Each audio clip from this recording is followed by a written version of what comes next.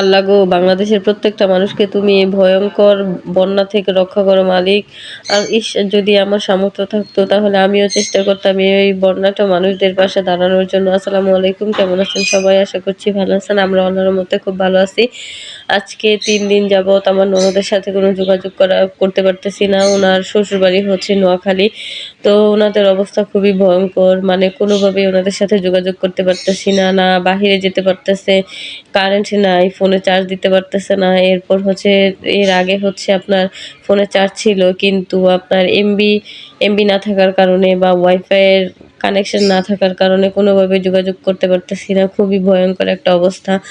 তো এরপর হচ্ছে আপনার ওর ২ টা ছোট, ছোট বাচ্চা আছে। ওদেরকে নিয়ে ওর একটা শাশুড়ি, সে হচ্ছে খুবই অসুস্থ। ওনাদেরকে নিয়ে খুবই মানে খারাপ একটা অবস্থা। এরকম তো অনেক মানুষের এরকম অবস্থা। আল্লাহ তুমি সবার পাশে একটু দাঁড়াও আল্লাহ। আল্লাহ গো, তুমি সবাইকে হচ্ছে বিপদ থেকে রক্ষা করো। তো এখন অনেকে এসে বলতে পারেন যে কারো পৌষ মাস তো কারো সর্বনাশ। এই দিক দিয়ে হচ্ছে বন্যার্ত মানুষরা সব ভেসে যাচ্ছে।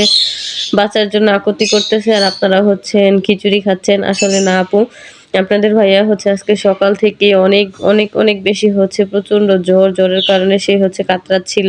তো সে হচ্ছে পাতলা খিচুড়িটা খুবই বেশি পছন্দ করে। আর সকালবেলা ঘুমের মধ্যেই বলতেছিল যে জ্বরের মধ্যে বলতেছিল যে, "মিম আমাকে একটু পাতলা খিচুড়ি রান্না করে দিবা।" এই কারণেই হচ্ছে রান্না করা। আর হচ্ছে এই মানে বৃষ্টির সময় একাকী আর যেকোনো জিনিস রান্না করলে খাওয়া যায়। বৃষ্টির মধ্যে সবারই একটু এটা ওইটা সেটা খেতে ইচ্ছে করে।